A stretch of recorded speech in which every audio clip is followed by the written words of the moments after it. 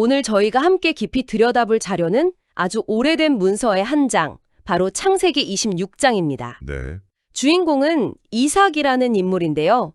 사실 보통은 그 위대한 아버지, 아브라함의 아들 이 정도로만 기억하기 쉽잖아요. 네, 그렇죠. 약간은 희미한 이미지로 남아있죠. 그런데 오늘 이 자료를 찬찬히 뜯어보면요. 이삭이야말로 아버지의 그늘 아래에서 자신만의 아주 독특한 생존법을 터득한 굉장히 흥미로운 인물이라는 걸 알게 되실 겁니다. 맞습니다. 오늘 저희의 목표는 명확합니다.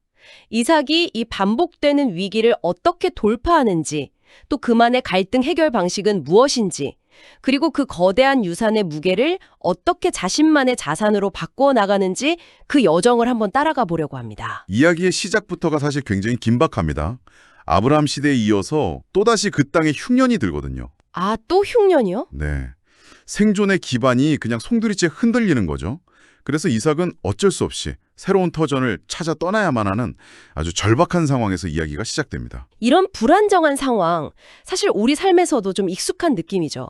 내 의지와 상관없이 삶의 기반이 흔들리면 움직일 수밖에 없으니까요. 그렇죠. 그래서 이삭이 블레셋 왕 아비멜렉이 다스리는 그랄 땅으로 향합니다. 그런데 그곳에 도착하자마자 신적인 존재가 나타나서 이 집으로는 가지 말고 내가 지시하는 땅에 머물라고 말해요. 네. 그러면서 굉장히 큰 약속을 주죠. 네, 아버지 아브라함에게 했던 그 축복의 약속을 다시 한번 확인시켜줍니다. 이게 엄청난 약속입니다. 너와 네 자손이 하늘의 별처럼 번성하고 세상 모든 민족이 너로 인해서 복을 받을 거라는 그야말로 우주적인 스케일의 보증수표를 받은 셈이죠. 그런데 말이죠. 이 하늘의 약속이 땅의 문제를 바로 해결해주지는 않는 것 같습니다. 이 거대한 약속을 받자마자 이삭은 아주 인간적이고 현실적인 위험에 부딪히거든요. 그렇죠. 바로 아내 리브가가 너무 아름다워서 그곳 사람들이 자기를 죽일지도 모른다는 그런 두려움이죠. 바로 이 지점이 중요합니다. 거대한 비전과 아주 현실적인 눈앞의 위협, 그 사이의 간극이죠. 이삭은 여기서 첫 번째 선택을 해야만 합니다. 그리고 그의 선택이 정말 의외입니다. 아내 리브가를 내 누이라고 속여요. 네. 이게 참 특이하고 좀 기묘한 거짓말이잖아요. 왜 하필 누이라고 했을까요? 여기 혹시 뭔가 숨겨진 배경이 있을까요? 바로 그 지점이 이 이야기의 핵심 중 하나입니다. 이삭은 지금 독창적인 거짓말을 하는 게 아니에요. 그런가요? 네. 그는 아버지 아브라함이 과거의 똑같은 위기 상황에서 그것도 2번이나 사용했던 생존 전략을 그대로 복사해서 붙여놓고 있는 겁니다. 아, 아버지도 그랬었군요. 네. 이건 두려움에 기반한 학습된 반응, 혹은 대물림된 생존법이라고 볼 수 있죠. 와, 그러니까 아버지의 유산이라는 게 위대한 축복의 약속만 있는 게 아니고 이런 위기 대처 방식, 심지어는 이 두려움까지도 함께 물려받는 거군요. 맞습니다. 참 흥미로운 지점입니다.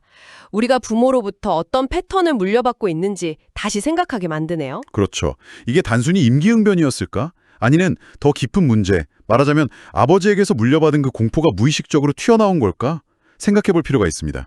아무리 신적인 약속을 받았더라도 인간은 위기 앞에서 가장 익숙한 방식으로 반응하게 된다는 걸 보여주는 장면이죠. 할인한 이 어설픈 거짓말은 오래가지 못합니다. 네. 어느 날 아비멜렉 왕이 우연히 창밖을 보다가 이삭이 리브가를 껴안는 모습을 보게 되죠.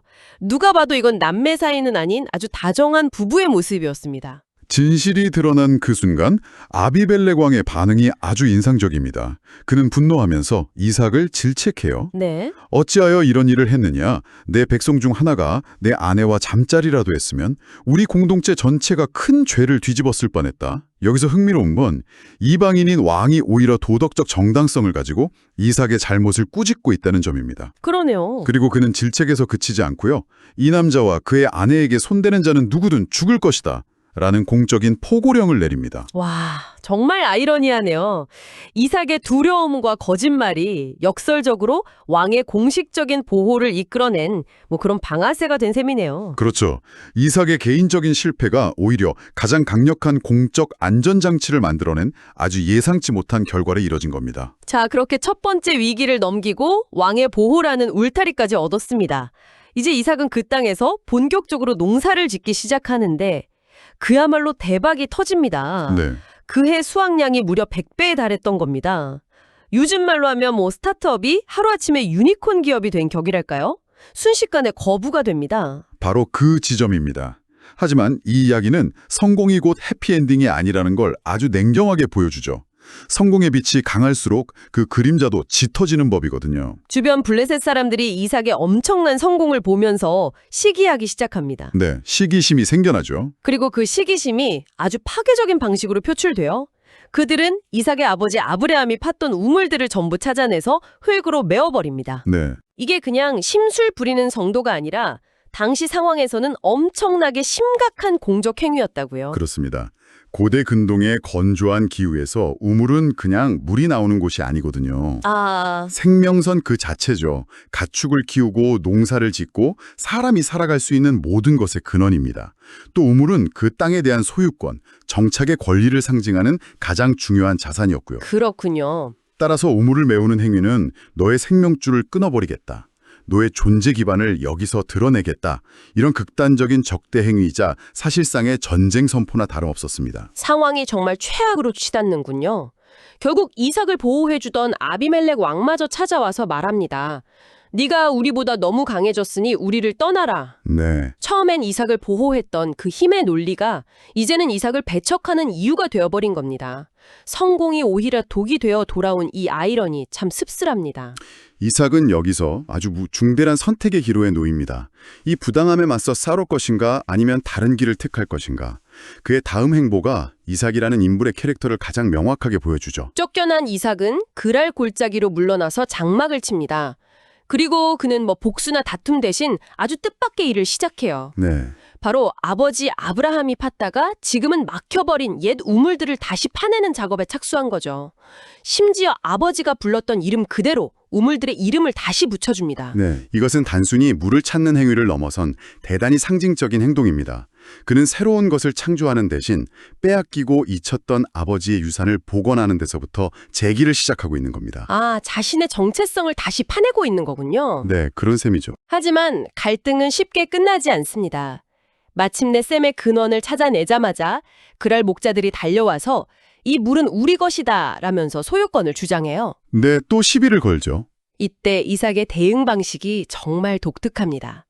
그는 싸우지 않아요. 그저 그 우물에 에색, 즉 다툼이라는 이름을 붙여주고는 그 자리를 그냥 떠나버립니다. 첫 번째 양보죠. 소유권을 주장하며 힘겨루기를 하는 대신 갈등 그 자체에 이름을 붙여서 기록으로 남기고는 미련 없이 새로운 가능성을 찾아 움직이는 겁니다. 이게 거의 골짜기에다 별점 1점짜리 후기를 남기고 떠나는 것 같네요. 이 우물, 이름, 다툼, 별점, 1점, 추천하남 이런 식으로요. 하하, 재밌는 비유네요. 근데 유머 뒤에 뭔가 그의 전략이 있는 것 같습니다. 그는 또 다른 우물을 파는데 이번에도 똑같이 시비를 걸어옵니다. 맞습니다. 그러자 이번에도 이삭은 싸우지 않고 그 우물에 신나, 즉 대적함이라는 이름을 붙이고 또다시 자리로 옮겨요. 2번 연속으로 자신의 정당한 노동의 대가를 포기한 셈입니다. 이쯤 되면 이런 질문이 들죠. 이건 현명한 인내인가? 아니면 그냥 무기력한 회피인가? 왜 자기 권리를 위해 싸우지 않고 계속 피하기만 하는 걸까? 바로 그 질문에 대한 답이 이 이야기의 핵심적인 통찰입니다. 이삭의 행동은 현대 경영학의 블루오션 전략을 떠올리게 하거든요. 블루오션 전략이요? 네. 그는 에색과 신나라는 레드오션, 즉 경쟁이 치열하고 다툼이 끊이지 않는 시장에서 싸우기를 거부합니다. 대신 그는 계속해서 이동하며 아무도 다투지 않는 미개척 시장, 자신만의 블루오션을 찾아 나서는 거죠. 와, 불필요한 소모전을 피하고 생존과 번성이라는 궁극적인 목표에 모든 에너지를 집중하는 고도의 전략으로 볼 수 있습니다. 와, 블루오션 전략이라니 그렇게 보니 이삭의 영보가 전혀 다르게 해석되네요. 그렇죠. 마침내 이삭은 거기서 또 옮겨서 3번째 우물을 팝니다. 놀랍게도 이번에는 아무도 시비를 걸러오지 않아요. 네, 드디어. 그때 이삭이 그곳의 이름을 르호봇이라고 짓습니다. 넓은 곳이라는 뜻이죠. 그러면서 이렇게 말합니다. 이제 여호와께서 우리를 위하여 넓게 하셨으니 우리가 이 땅에서 번성하리로다. 다툼, 에색과 대적함, 신나이라는 갈등의 공간을 통과해서 마침내 넓은 곳, 르호봇이라는 평화의 공간을 도달한 이 여정. 이것이 바로 이삭의 리더십입니다. 정면 충돌로 승리를 쟁취한 게 아니라 인내와 이동을 통해 결국 더 넓고 풍요로운 가능성의 공간을 확보해낸 겁니다. 르호봇에서 안정을 찾은 이삭은 이제 부엘세바로 올라갑니다. 그리고 그날 밤 신적인 존재가 다시 나타나서 두려워 말라, 내가 너와 함께 있다며 그의 지난 여정을 인정하고 미래를 다시 한번 약속해 줍니다. 네, 이 신적인 재확인은 이삭의 여정이 단순히 물을 찾아 헤매는 유랑이 아니라 보이지 않는 약속을 따라가는 순례였음을 공인해주는 중요한 역할을 하죠. 이삭은 그곳에 제단을 쌓고 예배를 드립니다. 그의 파란만장했던 여정의 하나의 쉼표이자 전환점이 찍히는 순간인데 바로 그때 정말 예상치 못한 인물이 그를 찾아옵니다. 네, 바로 자신을 쫓아냈던 아비멜렉 왕이 군대 장관과 함께 이삭에게 온 겁니다. 당연히 이삭은 나를 세우고 묻죠. 나를 미워해서 쫓아낸 당신들이 어찌하여 내게 왔느냐. 여기서 아비멜렉의 대답이 이 이야기 전체의 클라이막스입니다. 그는 이렇게 말합니다. 여호와께서 너와 함께 계심을 우리가 분명히 보았다. 꼭 100배의 수확을 거두고 르호봇을 찾아내는 그 모든 과정을 지켜보고 있었던 겁니다. 아, 그러니까 이삭이 직접 나서서 신이 나와 함께 한다고 증명한 게 아니라 그의 삶의 과정 전체가 그 자체로 그냥 압도적인 증거가 되었다는 말씀이시군요. 바로 그겁니다. 이삭의 양보와 인내, 그리고 그 결과로 얻어진 번영은 그 어떤 무력 시위나 웅변보다 더 강력하게 보이지 않는 힘이 저 사람과 함께한다는 사실을 입증한 거죠. 와, 아비멜렉은 이제 이삭을 시기하고 경계할 대상이 아니라 존중하고 화친을 맺어야 할, 오히려 두려운 상대로 인식하게 된 겁니다. 그래서 상호 불가침 조약을 먼저 제안을 하죠. 결국 이삭은 그들을 위해 잔치를 베풀고 서로 맹세하면서 평화 조약을 맺습니다. 그리고 공교롭게도 바로 그날 이삭의 종들이 새로 판 우물에서 물을 찾았다고 보고를 해요. 타이밍이 정말 영화 같네요. 네, 그래서 이삭은 그 우물의 이름을 세바, 즉 맹세라고 짓습니다.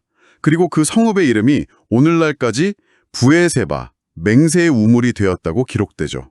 가장 큰 외부의 적대 세력과의 갈등이 마침내 화해와 언약으로 마무리되는 아주 상징적인 장면입니다. 이렇게 모든 갈등이 봉합되고 평화롭게 이야기가 끝나는가 싶었는데 마지막에 아주 짧지만 의미심장한 구절이 하나 덧붙여져 있습니다. 맞아요. 이삭의 아들 에서가 40세의 해쪽 속의 여인 둘을 아내로 맞이했다는 내용입니다. 그리고 바로 다음 문장이 중요하죠.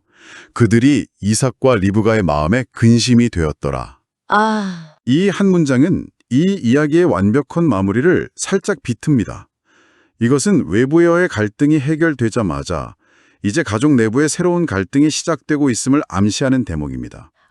외부의 적과 평화 조약을 맺었더니 이제는 집안에 새로운 갈등의 불씨가 생겨난 거군요. 네. 그리고 이 새로운 갈등은 이전의 문제와는 성격이 전혀 다릅니다. 이삭은 땅과 우물을 둘러싼 외부적, 영토적 분쟁을 해결하는 데는 도사가 되었잖아요. 네, 떠나서 새로운 공간을 찾는 것이었죠. 그렇죠. 하지만 이제 그가 마주한 문제는 아들과 며느리라는 떠나거나 피할 수 없는 관계 속에서 발생하는 내부적인 갈등입니다.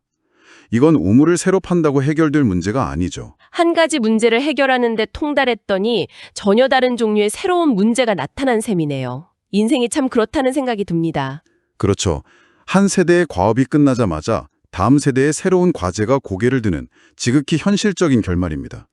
외부적인 평화를 얻었지만 이제는 가정이라는 새로운 전쟁터가 열리고 있음을 보여주는 거죠. 오늘 이삭의 이야기를 깊이 들여다보니 정말 많은 생각을 하게 됩니다. 아버지의 유산을 물려받는다는 것의 무게, 성공이 필연적으로 불러오는 시기심, 그리고 정면 충돌 대신 인내와 이동이라는 그 블루오션 전략으로 위기를 돌파하는 한 남자의 모습을 생생하게 볼 수 있었습니다. 네, 이삭의 이야기는 우리에게 갈등 해결에 대한 아주 중요한 관점을 제시합니다.